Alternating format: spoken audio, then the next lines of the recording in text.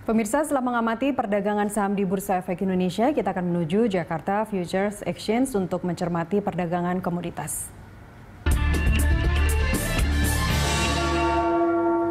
Untuk mengetahui perkembangan di pasar komoditas, kita telah terhubung dengan analis PT Didimex Berjangka, Chen Li Yan. Selamat pagi, Mbak Chen Li. Apa yang menarik untuk pasar komoditas untuk hari ini? Untuk hari ini yang menarik di pasar komoditas masih berada di emas ya, karena emas ini menjadi safe haven bagi para investor dan perlu kita cermati beberapa hari penguatan di tahun lalu. Malah hari ini akan mengalami pelemahan, tapi pelemahannya itu hanya sebagai koreksinya saja.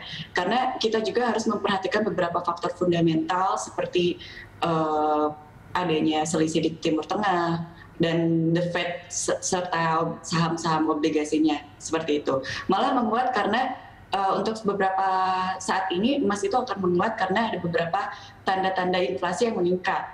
Karena investor itu memperkirakan kalau The Fed ini akan menaikkan suku bunga lebih cepat dari diantisipasi, sesuai yang benar-benar berlawanan dengan kebijakan bank sentral. Baik, seberapa besar perbaikan ekonomi dunia dan juga program vaksinasi masif global itu pengaruhnya terhadap harga emas? Oke, prospek perekonomian global juga akan membaik karena peluncuran vaksin memungkinkan bisnis untuk melanjutkan kegiatan, dan ketika Amerika Serikat ini memompa triliunan dolar ke ekonomi terbesarnya di dunia, atau di organisasi untuk kerjasama ekonomi dan pembangunan mengatakan bahwa semua kemajuan ini telah mendorong perkiraan ke lebih tinggi. Ekonomi global akan tumbuh 5,8% per tahun dan 4,4% tahun depan. Seperti itu. Rekomendasi Anda untuk investor emas seperti apa, Mbak Chen Li? Untuk rekomendasi emas saat ini lebih baik kita menunggu dulu batasan-batasan support dan resistannya. Ketika kita akan melakukan transaksinya kembali, kita juga harus melihat faktor fundamental apa yang akan terjadi. Karena penurunan emas saat ini atau melemahnya emas saat ini itu hanya sebagai koreksinya saja. Oke, kita hanya untuk ya? jangka panjangnya, iya. Untuk jangka panjangnya kita akan lakukan. Untuk jangka panjangnya harga emas masih akan naik sampai 1.900 atau 2.000. Baik. Gitu, karena beberapa faktor ekonomi. Baik, juga. Untuk kita sekarang beralih dari emas, tingkat inflasi yang bulan Mei kemarin 0,32%, dampaknya sendiri terhadap pasar komoditas seperti apa? Meningkatnya inflasi pada bulan Mei 2021 ini memang disebabkan oleh faktor kayak musiman Ramadan dan Lebaran ya. Namun masih relatif lebih rendah dari pra-COVID-19 yang rata-rata inflasinya itu mencapai 0,6 mom hingga 0,7 mom. Nah, momen Lebaran ini meningkatkan harga komoditas pangan. Beberapa diantaranya itu terlihat terlihat meningkat adalah daging ayam, beras, daging sapi, dan banyak lagi lah. Tapi hanya itu aja, tarif transportasi juga tetap tererek meski ada larangan mudik pada Lebaran tahun ini. Baik. Seperti itu. Malaysia sekarang lockdown sudah sekitar berapa? Seminggu mungkin ya di Malaysia. Ada. Seberapa besar pengaruhnya terhadap CPO? Nah, ini yang menarik.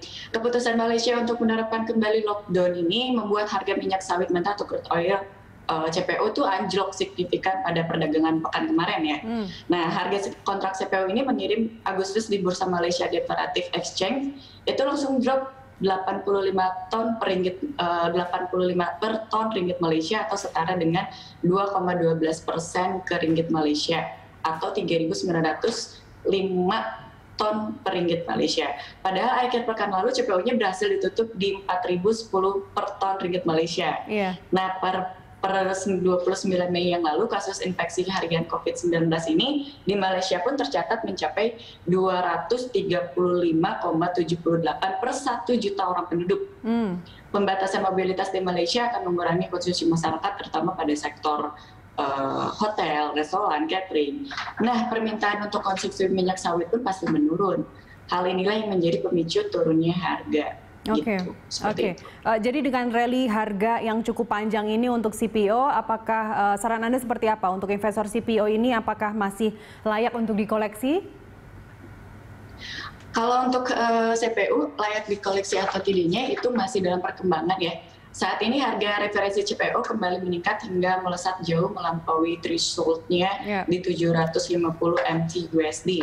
Untuk itu, pemerintah mengadakan BK CPO sebesar 183 USD per MT untuk periode Juni.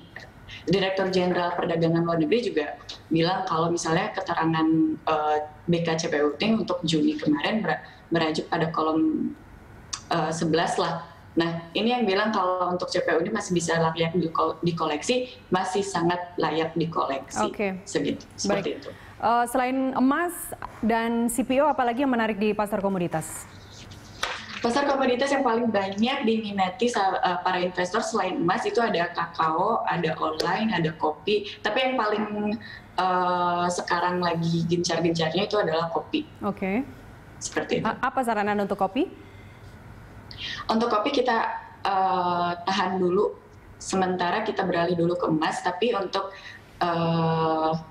perbandingan yang lain, transaksi emas kita majukan ke kopi karena kopi ini masih bisa jadi safe haven selain emas, dan harganya pun masih akan stabil mengikuti perkembangan pasar kopi dunia juga. Seperti itu. Tapi tidak begitu untuk kakao ya? Kakao dan online tidak bisa seperti itu ya?